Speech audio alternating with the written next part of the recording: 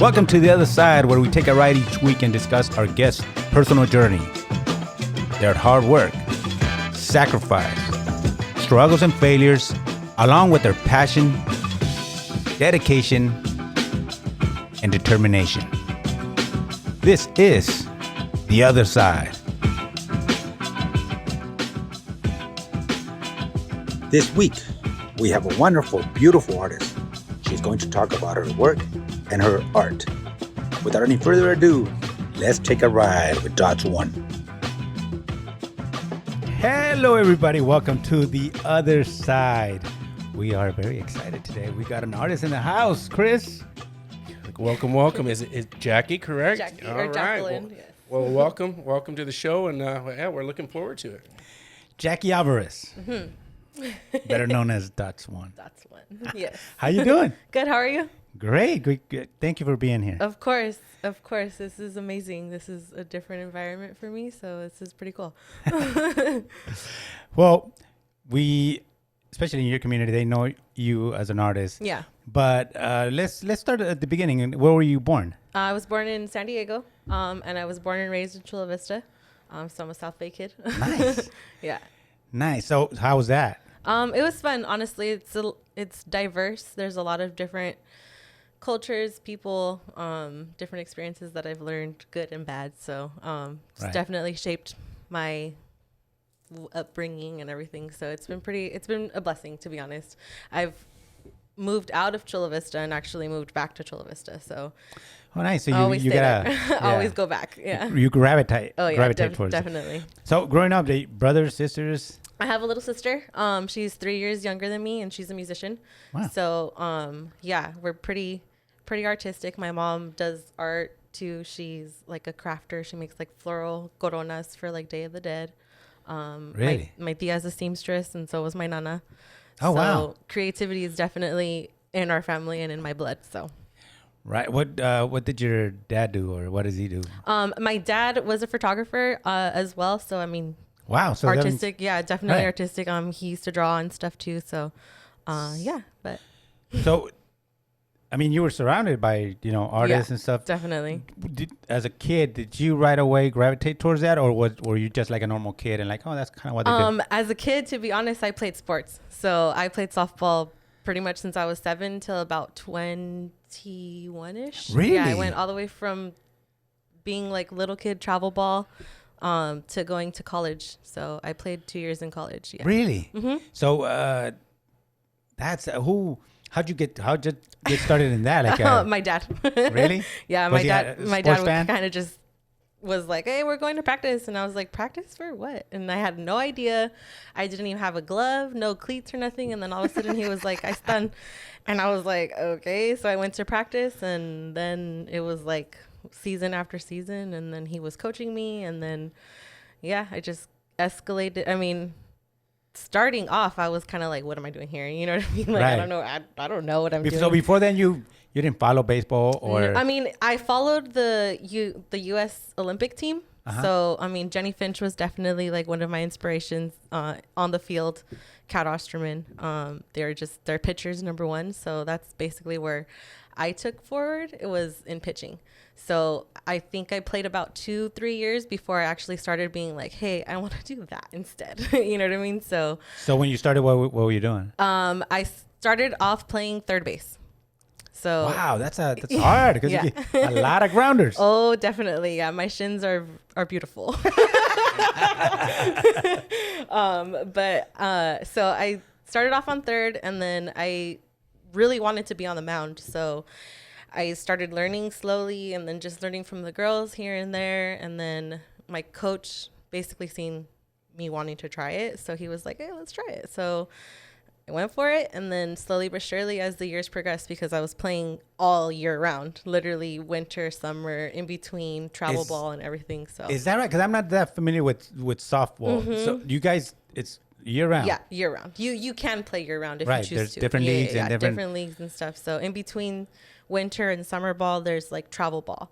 So travel ball, you basically get like the all stars from winter and summer, and then you travel.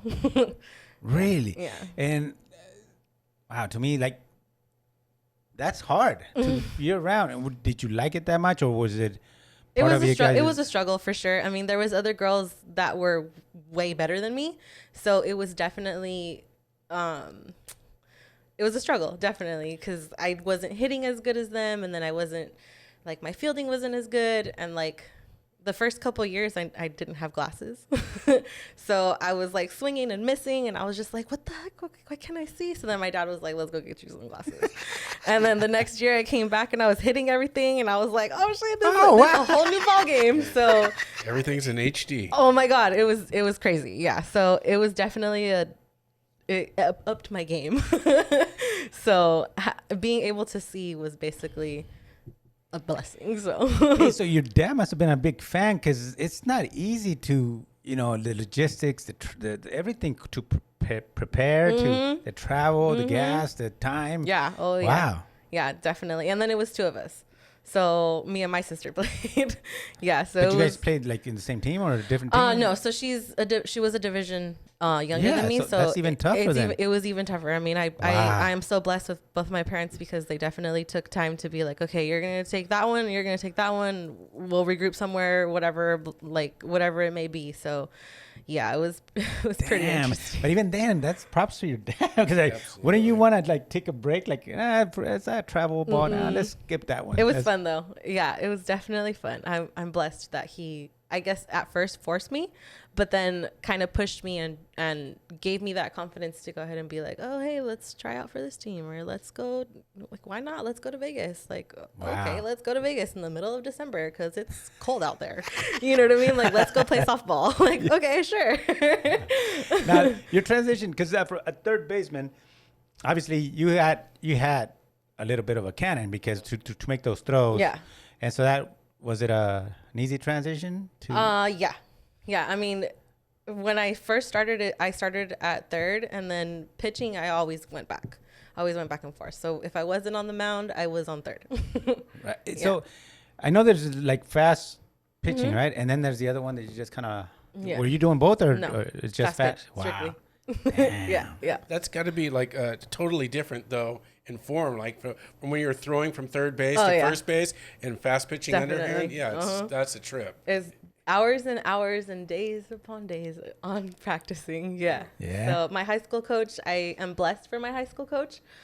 He definitely prepared me for college. So he was pretty intense, but without him, I don't think I would have had that drive to go ahead and be like, okay, let's try this next level. You know what I mean? So, yeah. So, and you're playing, and what other things? You're growing up. What other things are you doing? Besides softball, I mean, I had always been doodling. I always drew. I always, had a little markers and notebooks here and there, but it was never anything. I mean, I never really had time for it because of softball. Right. So after that, after my second year at Southwestern, I started working, and then I just was working. Really? What was your first job? SeaWorld. Yeah. Mm-hmm. Yeah. Making sandwiches at SeaWorld. Yeah. Oh, I thought you were going to say, I was playing with Shamu and stuff. Nope. Making sandwiches all the way in the back corner in SeaWorld. Wow. Yeah. And so why, because you were playing ball, you were in college. Yeah. How come you didn't follow through with that? Or in college, I hurt my sholdder. Ah, wow. Yeah. So it was like, it was really sad. At least personally, it was sad. I was basically first string, period. Nobody, like, as far as like trying to keep up in the game and everything like that, going to different schools and different colleges and stuff like that, nobody could keep up. You know what I mean? Like, as far as pitchers wise, there was always the struggle to go ahead and have at least another second string person there. Right. But for me, it was it was just me. Wow. So I went the first year basically fine tuning my pitches and learning new pitches, because I went into college only knowing 3, and then in college I learned 2 more. Wow. So yeah, so it was basically just trying to keep up. Literally trying to keep up. Even that, I didn't. I thought it was like basically 1 or 2 pitches. No, in high school I learned. Well, I already had a fastball and a changeup, kinda. Well, kinda. High school, definitely. I fine-tuned my changeup, and then I developed a rise ball, drop ball, curve, and a screwball. So the curve and the screwball. Did you ever play softball? No. I didn't either. I played here and there for It's crazy. League, it's so crazy. Yeah. As far as like baseball, like going overhand for like curveballs and all that stuff, like it's totally different underhand. I would imagine. You have to like turn your body all weird and dip your shoulder and move your elbow and But for the same effect, like moving the ball. But it's crazy, like when you get it and you see it and you're like, oh, that's crazy. It went that way. Like what? Like, so I did that. That's what. But so what happened with your arm? You just gave up? I literally just exhausted it. It wasn't. It was almost to the point where I was like about to tear my rotator cuff if I would have kept going. So I pulled out. Wow. I was in a lot of pain. And I still am and occasionally, you know what I mean? Like if there's certain times that I'm like working out or something, or if I'm lifting a box or something, like, it'll come back. And I'm just like, oh. Wow. But I mean, obviously the physical pain, but what about the pain of realizing like, wow, man, I'm done? It was sad. But then my sister actually, she forced me. Well, she forced me because in high school we played 1 year together, my senior year and her freshman year. And that was the funnest thing ever because when I went into high school, I was already on the varsity team pitching and everything. Like I took all 4 years varsity and I was the one pitcher there too. So coming in my senior year and her freshman year, I was like, okay, here's the ball. You got it. I'm gone. Yeah. Wow. So I passed it down to her. Yeah, pretty much. So it was fun. Yeah. So then you're done and you go to SeaWorld. And how long did you make sandwiches? I was there for a summer. Yeah, I was there for a summer. And then I got another job, I think, at Target. And then I think from Target, where did I go from Target? I don't even remember. I think I worked at Build-A-Bear. Yeah. From Target, I went to Build-A-Bear, and then at Build-A-Bear, I was there for three years. Really? Yeah, and I started as an associate, and then I opened a store in Las Americas, hired a whole team, did all the whole shebang, opened the store, did it, and then closed the store, and then went back to Hotel Ranch. Yeah. Wow. So, what happened with the store? It just didn't work out. Yeah. There was nobody coming in to build bears at Las Americas. That's messed up. See, it's because we Mexicans, like, we don't have teddy bears when we're growing up. So, like, you're going to dress that dude? What? You're going to take the time to dress that fool? Yeah. Échale un corazón. Man, yeah. Yeah, no, it was definitely weird. But that probably, you learned a lot as far as organizing and setting up honestly, stuff. I learned a lot of being about, like, a manager from there. That basically gave me my whole manager experience. Hiring the team, learning numbers, learning how to compare from last year's numbers and how to increase numbers and just sales, literally sales. So I'm blessed for it because I had that opportunity.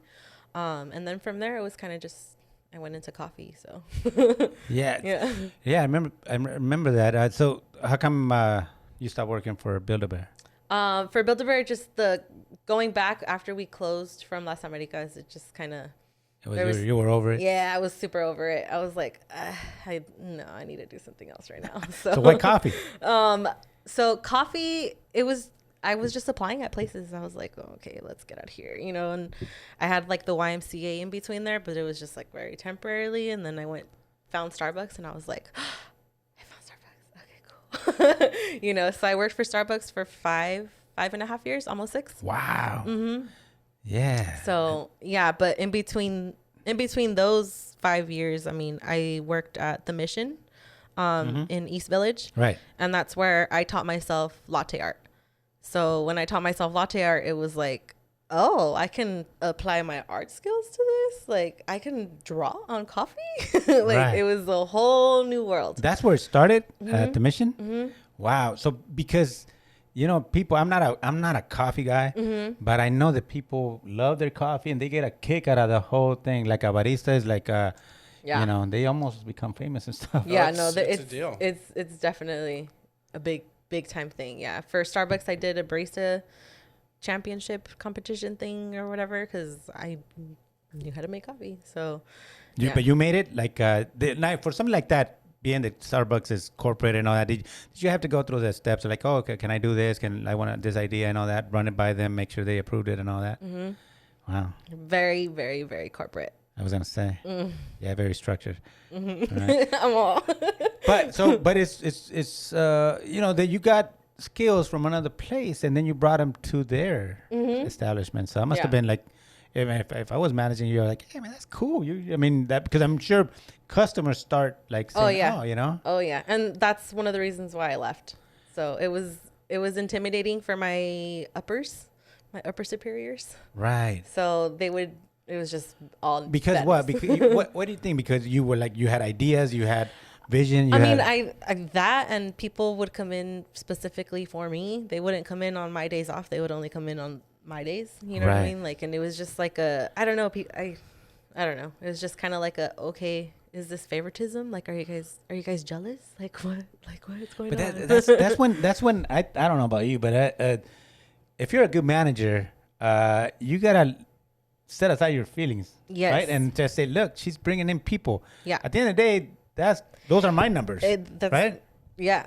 It's not mine. It's funny because my niece is a barista as well, and been in a bunch of different places. And the same thing that you're talking about was her. Yep. Like, she really perfected her craft. Oh yeah. And everyone wanted to come in when she was working, and she went from one restaurant or one coffee shop to the next, just like chunk. Yep. Pretty cool. Because it is. I think people really get into their coffee. Oh, I was gonna say people are passionate about their coffee.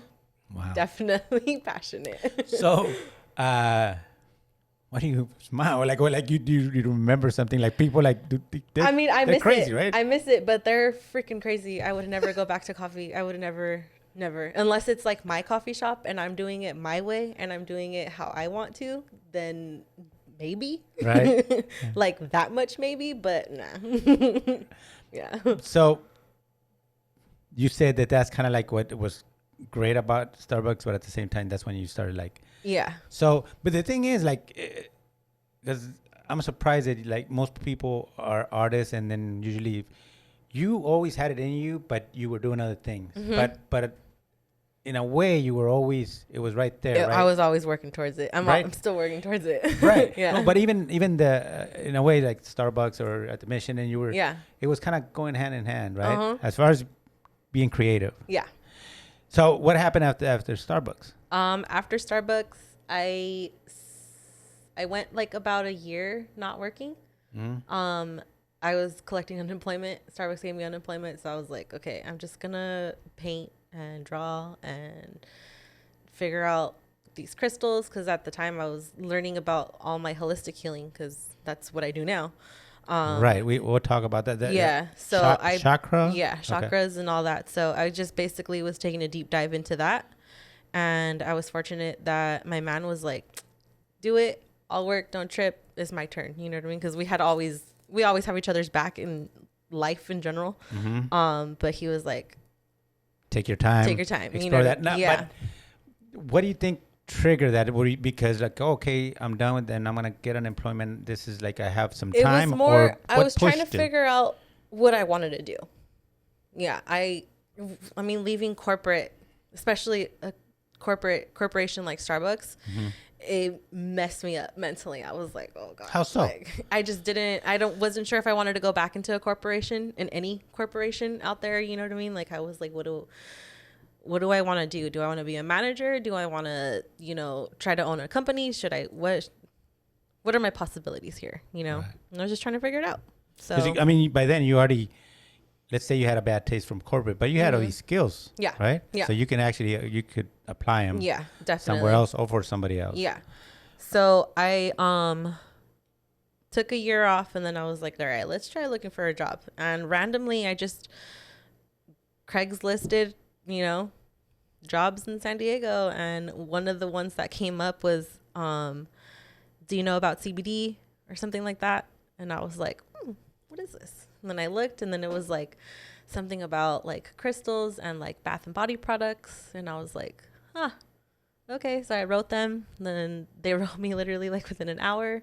And then that Saturday I had an interview, and I was basically going into my next path. You know what I mean? So I got aligned with Janessa at Gypsy Magic, and that started my basically started my like healing career and everything. So yeah, it was basically a jump start for me, because I was number one making CBD bath bombs and CBD bath and body products. So I was taking my knowledge from the cannabis industry, you know what I mean, like, and all my knowledge from there, and just basically applying it to something that I could put on my body.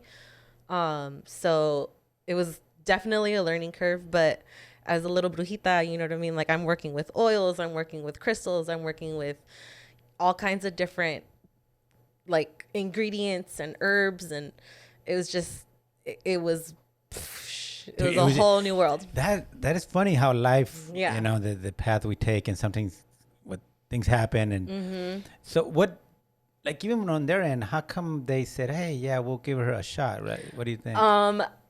What's funny is I went in to interview with Janessa, and she had interviewed a Jackie right before me, and she, like, I came in and I started talking to her and stuff, and she was like, oh, you're wearing crystals, and you know what I mean, we just literally just started talking like if we were homegirls, you know. And I was like, oh my god. And then she was like, okay, well, can you come in on Monday? And I was like, yeah, okay. You know, like, sure. But the other coworker that was there was under the impression that it was the other Jackie, so they were like, are you sure? Yeah, you know, like, it was kind of like that. So when I walked in, they were like, oh, you're not that Jackie. Like, okay. Oh, poor old the other Jackie got some bad reviews. Oh my god, dude. Oh my god. So I like walked in, and you know, so were you Jackie too? Jackie too, yeah. The imposter. So yeah, it was crazy, but I'm forever blessed for Janessa. She's definitely a blessing for me. She's taught me a lot about tarot and herbs and just the little brujita side of things. So no, but before then you were wearing crystals already. So you took that year, and you were so what is the deal with crystals? So crystals provide healing energy from earth. They all have different properties, but they all correlate to your chakras. So your body consists of seven main chakras in your body, but then past that there's like way more, but it's basically your energy. So it's your energy points. So you have from the top of your head at the crown to the bottom of like your pelvic area, which is your root, and then all in between. So it's just your energy points. So your throat chakra right now, it's crazy that the lights and like all the colors are blue, because your throat chakra is blue. So it's just it's like hey, we're communicating, you know what I mean? But subconsciously you're already tapping into your throat chakra, because you have a podcast, you know, like it's crazy that the decorative color in here is blue. So okay, let's get deeper into that.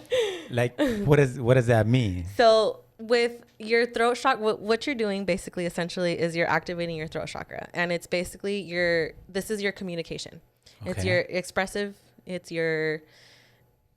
the way you communicate with another human being. So, and it's basically it's whether you're expressing it or taking it in. So you're taking it in clearly. It's flowing, essentially. Yeah. That's my man over there. He's see, Chris? Yeah. Blue, baby. Blue. Yeah. So, and you said it's 7. So you got 7. So you have your crown, your third eye, and then your throat, heart, solar plexus, your sacral chakra, and then your root chakra. Wait, let's back up. What's up with the third eye? So your third eye is your intuitive. It's your like empathic. It's your intuition. So whenever you feel like something's up, or whenever you're like, this was lying, you know what I mean? Like that's your third eye, basically being like, hey. Check yourself. Pay attention. Yeah, pay attention. Because I see it all the time, and then like a lot of art people do that on purpose, and so that's what they're referring to. Yes. And there's symbols. So each chakra correlates to a number, a sound, a color, a smell, a food. You know what I mean? There's all kinds of things that correlate with your chakras. So That's what I teach. Nice. Yeah. Oh, you're teaching that. That's wow. Yeah. So I before COVID like hit like really really hard, I was doing backyard sessions where I do chakra balances. So I do with the chakra balances I use essential oils and my crystals. And I mean, each crystal correlates to different chakra. So what I do is I could see auras, like I could see your aura, your energy. Right. So I'll go ahead and cleanse my client with sage, prepare them with some selenite, grid them basically in a crystal grid, surround them with crystals. And then I'll start placing crystals on their body. And then I do a little bit of Reiki on their head. And then I put some essential oils on them. And yeah. Now, when people, why do people come to you? For that kind of stuff, like what's the? There's different reasons. There's what's the main one? Grounding yourself, getting answers, creative blocks, your heartbreak. You know, if you're not sleeping right, if you're stressed out, if you're anxious, if you're mad, if you're sad, if you're too happy, you know what I mean. If you're forgetting things, there's different reasons to go ahead and cleanse your chakra. But each of those reasons is because one of your chakras is either hyperactive or not active enough. So what I do is I basically just balance it out. Yeah. Okay. So this like I'm a believer of energy, and I think a lot of this stuff is right in front of us, but we're kind of too dumb to see it. That's kind of my take. But yeah. But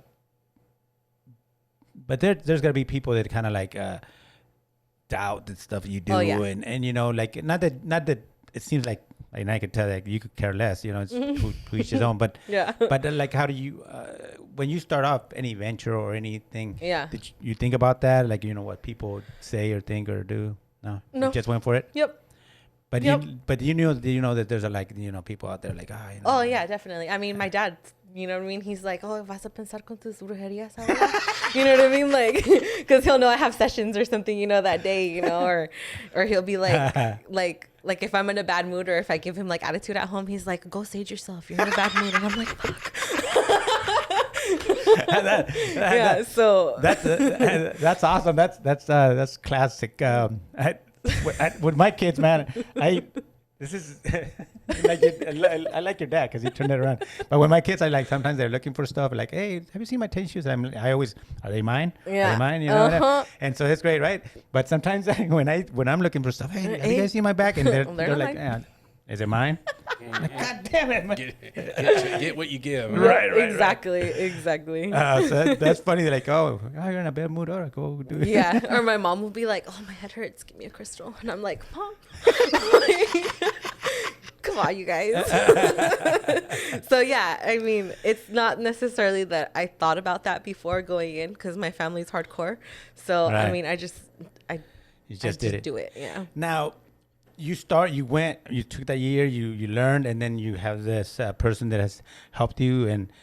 But still, how do you take that step where you're actually like people are approaching you?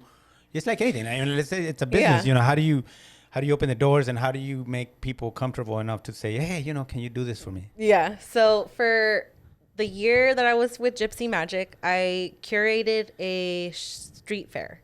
So in the street fair, I basically called forth all of the holistic healers.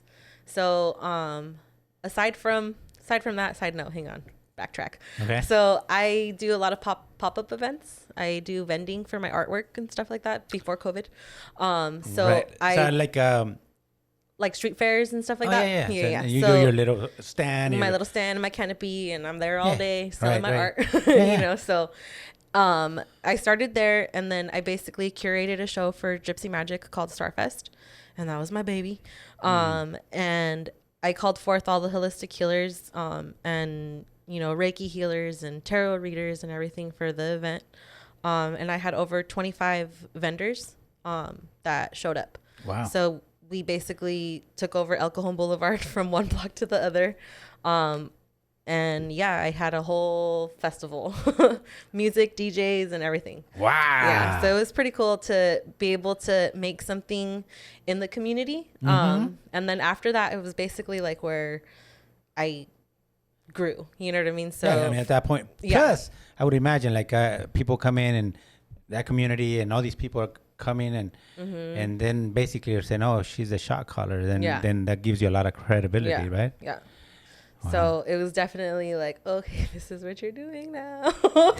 Yeah. So, and I just haven't stopped. So no, but I always tell people, like, if you pay attention, you go through your life and there's like steps up. But imagine like setting up something like that, curating that took your skills from other places and work and it definitely took my manager skills, my communication like skills to the next level, my whole sales ideas and everything, because I had to charge vendors, I had to pay Gypsy Magic, I had to pay different things here and there, like, and then I had to figure out like the budgets for stuff, and it was it was from start to finish, it was me.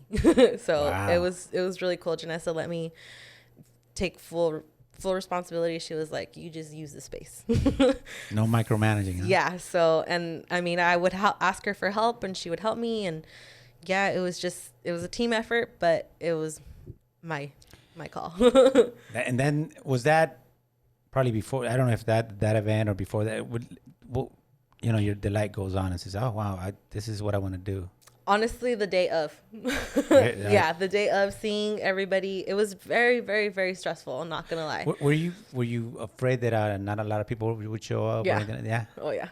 I was afraid that people weren't gonna show up, vendors weren't gonna show up. Like, it was just gonna be a flop, complete flop. You know what I mean? But number one, we're on the 42nd block of El Cajon Boulevard, so it's already popping. You know what I mean? Like, there's already a lot of commotion going on. There's a lot of traffic. There's the bus that goes constantly right there. So it was kind of like the opportunity provided itself. You know what I mean? Like, it was just there. So I just had to bring people. So I used my network, basically, social media, huge platform for me. Instagram. I just basically started creating flyers, creating posters, and actually got stuff printed because I'm an artist for the Urban Art Shop.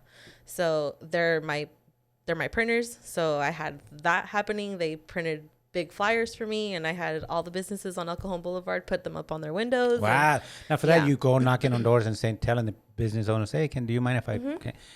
I even I invited the businesses as well to go ahead and do stuff as well during the day. So that way, because it was going to be a whole block event. So yeah, like... I would imagine sometimes you run into businesses like, man, I don't want that stuff, and you're blocking, and even though it means people and traffic, but sometimes they don't see it that way. Right? Yeah. It was cool though, because the businesses around Gypsy Magic, they were completely for it. They were like, let's do it. So yeah. Wow. So that's a pretty big event to take on by yourself, because people don't understand. There's a lot of planning, a lot of logistics. Yeah. So after that, what was the next step? Did you get motivated? Did you get excited? And were you tired and you're like, no, honestly, I wanted to do more. I always do the event at Tianguis at the Centro Cultural, and that's an event that I do every month. So I mean, I was always kind of like going for it, but then I had a chance to go ahead and do my own event. So I mean, it's just, as of right now, I don't have as of right now, I've been on the fritz of creating a new one for this year, but with this whole COVID thing and stuff, I'm just like, do I want to do that? Like. So, but some time ago, a few years back, you did something for a gentleman. I think it was called the Heart of Lucha or something, right? Yeah. So what exactly were you doing for that? So Ruben Torres was the first person that put me on to my first art show. Thank you, Ruben. Really? But so I started with Ruben Torres back in 2015, I think. Wait, when did we and Pops get together? 2010. Yeah, I think I want to say like 2014, 15-ish. And I did the Heart of Lucha with him. So that was like a whole luchador thing. And then he had another show called The Heart of Boxing. And then The Heart of Boxing, I was making coffee at Starbucks, and he came through the drive-thru, and I was like, Ruben. And he was like, Dots. And I was like, what are you doing? And he was like, okay, I'm going to come back and I'm going to bring you a glove. I need you to be a part of the show. And I was like, okay. So he brought me a boxing glove like later that week, and he started telling me about the Heart of Boxing in Paradise Hills on Rio Drive. And it was kind of like, he was like, here's a glove. I know it's kind of short on time, but you know, if you can make it, you know. So I was like, oh God, I have to draw on a glove. Like, I've never done that before. So I was like, oh my gosh. So I did it. Yeah. So I put patterns on it, and I did mandalas, and yeah. So what was he doing? Like, it was like he's always curating shows. Okay. Yeah, he curates art shows left and right, that dude. Yeah. So for people out there, what does it mean to curate a show? It means to create from start to finish. Bringing in vendors, it's literally organizing it, promoting it, marketing it. The whole it's your baby. And he was doing those shows that I'm interested because I mean he had lucha first, and I'm a big well, actually I was like as a youngster, a big lucha fan, but a big boxing fan. So what was he doing for the shows? Just like having artifacts from the sports and paintings and stuff. Yeah.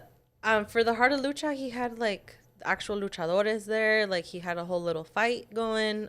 For the Heart of Boxing, he did actual boxing rounds and stuff. So I mean, he brought artifacts too from other, like from boxing, like within the years and stuff. And he just brought light to it basically, and he did like a whole decades thing. So there was people dressed up like old school. You like should do another one of those. I'd be there. It was really cool. He had cars, like there was like old school cars on the outside. He had like an old school like police car and stuff. Like, it was really cool. Yeah. Where was this at? Up in Paradise Hills? Yeah, Paradise Hills on Rio Drive. Is that by House of Boxing right there? Yeah. That's where it was at. Okay. Yeah, my son used to box there. Yep, that's where it was. Wow. So and then your glove, the one, and then you did some art on it, and then it was part as a piece. It was just displayed there. Wow. Yeah. And so it's funny how things like that happen, right? Remember Chewy, our friend Chewy? Yeah. He's a tattoo artist. And he was working at a bank, and he went to art school, drawing from as a kid. Yeah. And he was a teller doing his thing, and he was just drawing because he's always been drawing right there between customers. A female customer walks in and says, "Oh, that's pretty nice." And he had a mini show or something. He said, "Hey, you should come visit." Yeah. And if you want to check it out, because basically he was thinking like, "This is nothing, right? This is that's something that I just." Yeah. And no, sure enough, she went to the show, and she was the owner of a tattoo shop, and like before that he had never thought about even tattooing. That is so cool. And now he's like a badass tattoo artist. Amazing. Yeah. Yep. So I mean, from a customer walking into his bank, you know what I mean? Oh yeah. And that's how it was for me with the urban art shop. I was doing a pop-up event at Space Bar, and these two guys come up like riding scooters, you know what I mean? Like, one's dressed in like leather, and the other one has like a freaking like plaid shirt on, and he's tall with like orange hair, and I'm like, and they're like geeking over my collages, you know what I mean? Like, they're literally like, oh my God, like, you know, and they gave me their card, and they were like, yeah, we're printers, blah, blah, blah, like, check us out. And I was just like, okay.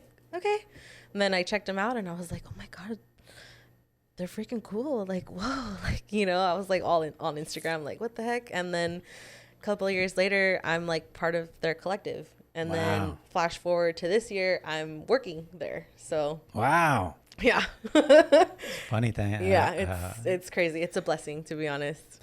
Right. All right. So let's go back to the crystals.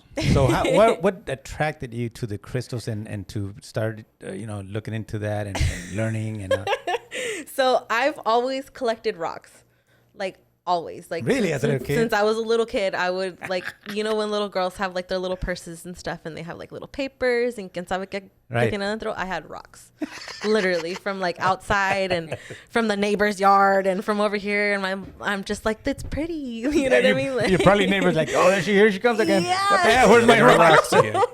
So I've always been, I guess, attracted to it naturally. And then in downtown, when I was working at the Mission, I was walking to work, had just gotten off the trolley. It's like 5:45 in the morning because I have to clock in at 6, early as hell. And I'm walking through and I see something on the floor. And I was like, oh, what's this? And it's a crystal. wrapped. You know what I mean? Like it looked like this, but smaller, you know, like it was a crystal wrapped. It looked like it was part of a necklace or something. And I was like, what the heck? Like, this is cool. Just put it in my pocket, carried on through my day, clocked off, went home. And I get home and I'm like, babe, look, you know, like, look at this thing that I found on the floor. And he was like, what the heck is that? Don't touch it. You know what I mean? Like, what the hell? You found it on the floor. What are you doing? How come you picked it up? So I was like, well, what is it? You know? So he typed in like clear rock wrapped in silver, you know, and it was like crystal quartz. And I was like, oh, this looks like a crystal quartz, you know, like on the computer, like looking and investigating, you know. And as we're researching and kind of like learning what crystal quartz is, the wire started breaking. Like literally the wrapping just started like disintegrating off of it. And then we were just left with the crystal with a bunch of like silver pieces like wrapped around it. And I was like, what? You know what I mean? Like we were tripping. Whoa, we were tripping out. So then all of a sudden we were like the crystal's listening, like, talking about me. So then we were like, what does it mean when the wire wrapping breaks off of your crystal quartz? You know what I mean? Like, and then it just said like new beginnings. It's a new start. It's like reset. You know what I mean? So I was like, okay, what? I need to know more, you know? So I like looked up crystal shops near me. And then there was one like down the street in downtown. And I was just like, let's go farther, you know? So I like zoomed the map out. And there was a crystal store in Solana Beach. So it's called Soulscape. So me and Pops, we would take the coaster from downtown. We would go literally walk down to the coaster and jump on the coaster and take off to Solana Beach for a day. Wow. And just go find crystals. So we would go to Solana Beach, get off the coaster, go to the crystal store, buy a bunch of it, and then go to the beach and just learn about them. Because we would get like the little cards and, you know, is a learning process, definitely. So it was cool that he was into it as well because I learned a lot. So learning all of it was just, yeah. Wow, pretty crazy.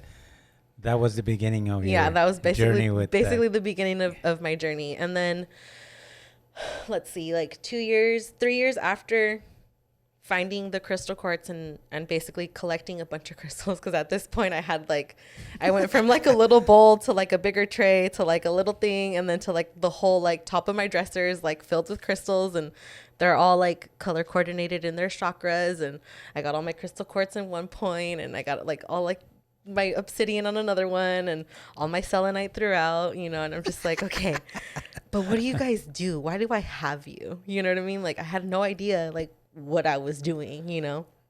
And then Pops had a seizure in the middle of the night, you know what I mean? And I was like, what the heck? Like it was like the rug getting ripped out from under you, you know what I mean? And absolutely. He started going on medication and stuff, and then slowly from the medication I was just like cracking a joke here and there, and I just like look at him and he was just like not even there, you know. And I was like, what the heck, like why?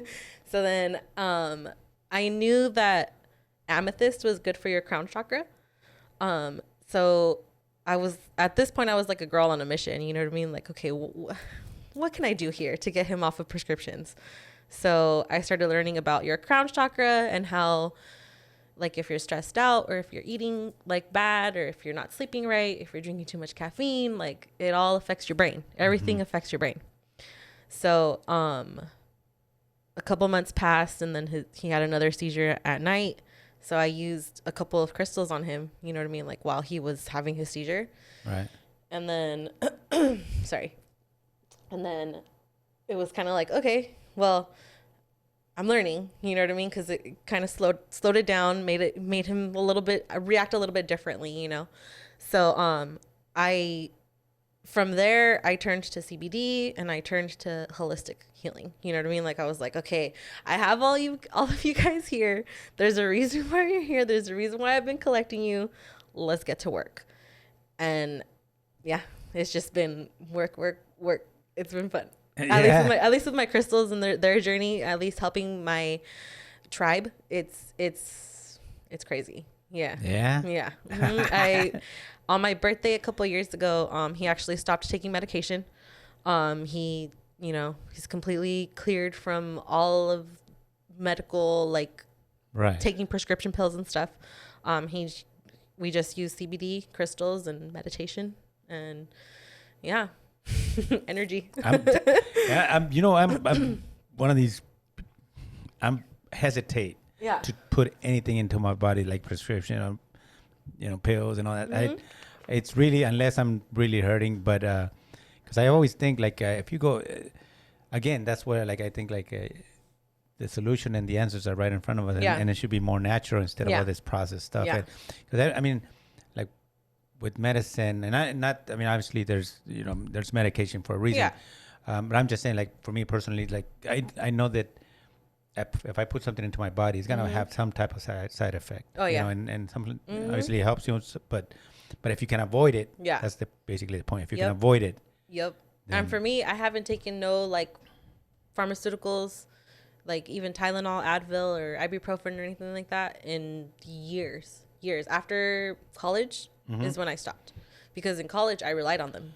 Well, and I was gonna say for your like pain, your shoulder, and all that. I relied on ibuprofen. I relied on the Advil. Wow. You know what I mean? And my stomach would hurt. You know what I mean? Like my stomach would hurt so bad, and then I just started using CBD, and THC. Hey, when you said that that gentleman Ruben, I think, went into the store and so he called. This is way back when he called you Dot. Yeah. So how did that start? When did that start? Dot started 10 years ago when I first started dating Pops, my boyfriend. And it was a joke. It was literally as a joke. All of our friends basically are street artists, graffiti artists, or some type of artist. You know what I mean? So where they don't use our real names. So for me, it was kind of like, well, I want a cool name too, babe. Like, what the heck? Like, you have a cool name. She's got a cool name. Like, he's got a cool name. I'm not going to write Jackie on my, what the heck? So he was just like, well, what do you like? Like, figure it out. And then I had always been into polka dots. I always wore like a polka dot sweater, polka dot bow, polka dot t-shirt, anything polka dots that's me, So I was just like, oh, polka? No. Dots? Dots. I was like, oh, I like dots. And then from there, it was like, I went with it. And my friends were changing their names, and they were doing this and they were doing that. And I always stuck to Dots.One. Like, I always just stuck to dots. And the one in graffiti is just kind of like you're your own. You're your own person. You're not in a crew. You're not labeled to nobody. You know what I mean? You're just, you're solo. You're on your own. So Dots.One, it was kind of like, well, when people think of dots, they think of a lot of polka dots. You know what I mean? Like, I'm a one. Like, I'm just a one polka dot. So it's just me. So yeah, 10 years later, I'm still rocking the name. So it's funny seeing like some of my sketchbooks and stuff, like, and seeing like how I used to write it. And I'm just like, oh gosh, go away. Hey, but at the time it was cool. Yeah, at the time I was like, oh, fuck yeah. But nah.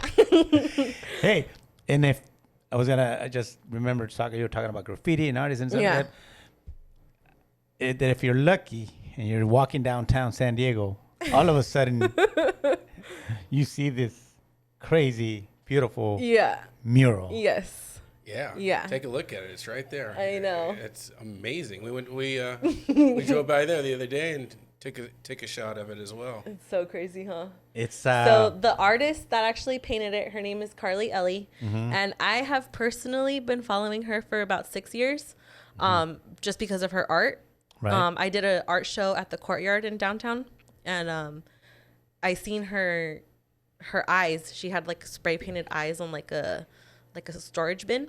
And I was like, oh my God, those are so pretty. And I took pictures with them and stuff. And I had always just admired her artwork. So when they reached out to me and they were like, oh, okay, so this is where your art is going to be, and like, this is going to be the artist. How did that happen? Because shit, I don't have a mural downtown. Do you, Chris? No. I don't even know how it happened.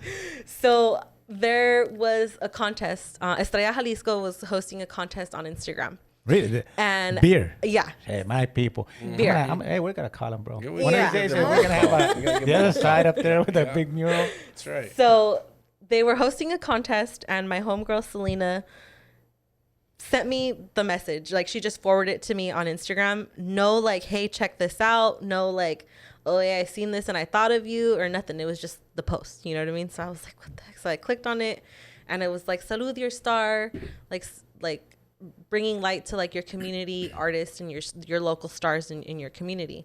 And it was for San Diego, Los Angeles, and San Antonio. And I like looked into it and stuff, and I was like, what the heck? So I just forwarded it to my friends. You know what I mean? Like, I went on Instagram and I was just like, send it to all. I was like, boom. And then I forgot about it. I literally forgot about it. So after I sent it, I had a lot of people tagging me in like the posts and stuff like that. And people were talking about Starfest, and people were talking about my holistic healing and me, you know what I mean? So I was like, oh God, like what? And then it literally like just, you know, I forgot. And then about 2 weeks pass, and I get a message from Estrella Jalisco on my Instagram. Straight up. They were like, hey, Jacqueline, this is blah, blah, blah. Here's some forms we need you to fill out, and we'll be in contact soon. And I was like, what the heck?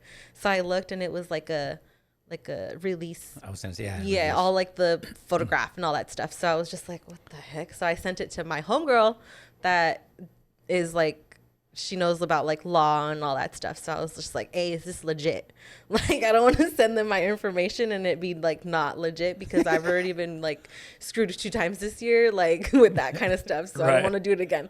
So she was like, let me check it out. So she looked, and then she called me, and she was like, dude, it's freaking legit. Like, it's for real. Like, these people are for real. Like, this chick is part of Estrella Jalisco. And I was like, what the heck? So I voy en chinga. I'm like, like sending it in. You know what I mean? Like, I'm like, oh crap. And then I get an email with like the Zoom meeting information. And I was like, oh my God, I'm going to go on a Zoom meeting? Like, okay. Oh gosh. And then I looked, and it was like, your mural. So congratulations. You were selected by your community for being the star in San Diego. Wow. And, you know, for helping out and for creating a show and, you know, just for your art. And I was like, what the heck? Like, how did this happen? Like, I had no idea. I didn't even put energy towards it. Like, what? So, yeah. Then it happened. How long did it take between that first message from Estrella to the... I think it was about 2 months. 3 months. Yeah. And in between two, so I was one of 2 artists that were selected in San Diego. Mm. So it was me, and then the other person was Makeda Dread from World Beat Center. Oh wow. Yeah. So the fact that like it's me and her is still mind-boggling. Right. It's so freaking crazy. My mom used to work with Makeda back in the day at 91X. So Makeda Dread has been in my life personally for years. Wow. Like for years. And after Tianguis, like 2 months ago, after Tianguis, because I'm right there at the Centro Cultural, and I always go get food at World Beat Center. If you guys have not tried their curry at World Beat Center, I highly recommend it. Really? Yes, definitely. I'll make a note of it, because I love. So I went over there and stuff, and I seen Makeda, and I was like, hey, Makeda. I was like, I heard your face got painted in downtown. And she was like, stop. She was like, stop it. She was like, don't say that. And she was like, there's another artist too, and she's beautiful and this and that. And she was all talking about it and stuff. And I was just like, no way, really? And she was like, yeah. And then I took my mask off kind of, and I was all, the artist is me. And she was like, what the heck? We were tripping in World Beat Center. She was like, how did this happen? Like, we were wigging out. That is, I mean, it's something else. And I like that, you know, the crystals, the touch, and yeah. But it is, I can't, I mean, imagine. You're not going to miss it, that's for sure. It's right there. Uh-huh. But for you, like that ride, right? That how was it? Especially those 2 months. Oh my God. It was when they told you and when they crazy. Started. It was crazy. So from those 2 months, I basically revamped my Instagram, because I was like, I got to look a little bit more professional here. You know what I mean? Like, I was like, I'm actually labeled now as a holistic healer. You know what I mean? Like, this is for real, Jackie. You got to get your shit together. Right. You know, so I revamped my whole Instagram, and I, you know, just tried to make myself more professional. Like making like Excel sheets and stuff, and just trying to figure out my art and all of like my branches, because I offer a lot. So it's just trying to balance everything out.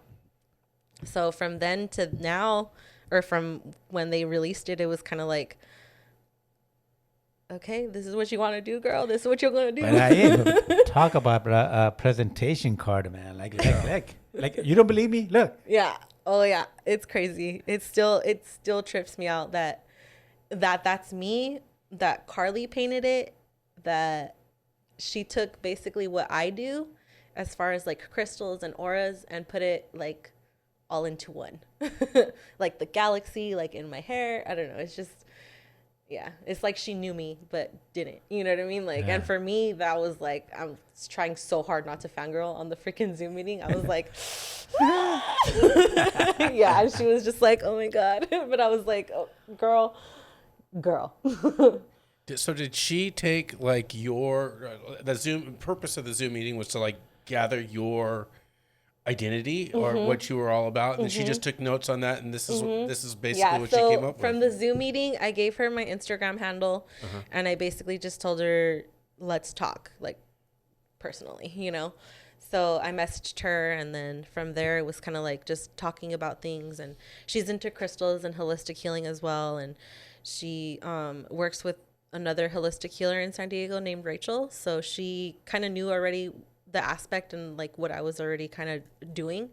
But with the auras and everything, she like really elaborated it, which is really cool because I love doing aura readings. So yeah, she basically just took the 3 things that I love and made it into that. Well, she did an amazing. She's amazing. Definitely job. Give her a follow on Instagram. Well, damn. Now, when you see that, do you think about you like when you're a little girl just picking up rocks? Look. Oh yeah. So the day before the actual professional photo shoot, I went out there with my mom and my dad. Wow. Yeah. So I took them, and I was like, okay, you guys ready? Because this is crazy. And then like we turned like the corner, and my mom was like, she was like, oh my God. And my dad was like freaking out. You know what I mean? Like he was like, oh my God. They didn't know. They didn't know about it. They knew about it, but they didn't know about right. it. You know what I mean? Like they didn't think that it was gonna be like that. You know. And my family's we're a very emotional Chiona family. So we're all right there like like crying. My dad's all crying, my mom's all crying, and yeah. Well, very, very, very nice story. So and she did a great job, and I think you deserve it. You deserve all that. Thank you. Well, thank you so much for joining us. Thank you for being here. Thank you for coming out. Thank you for you know, I don't know a lot of this stuff, and it's great to learn and to find out. But I am intrigued, you know. Yeah. But hey, you're on a beautiful journey. Yes, definitely. It's only the beginning. Thank you for joining us, and everybody out there, follow Dots.One. Dots.One. All right. Well, thank you so much. We're out. This is has been The Other Side. Yay. Goodbye, everybody. Noches. It was very good to meet and learn from Dots.One. Please download our podcast, subscribe to our YouTube channel, follow us on Instagram at The Other Side Presents, and visit our website at www.theothersidepresents.com. Thanks for listening. Thanks for watching. We'll see you next time on The Other Side.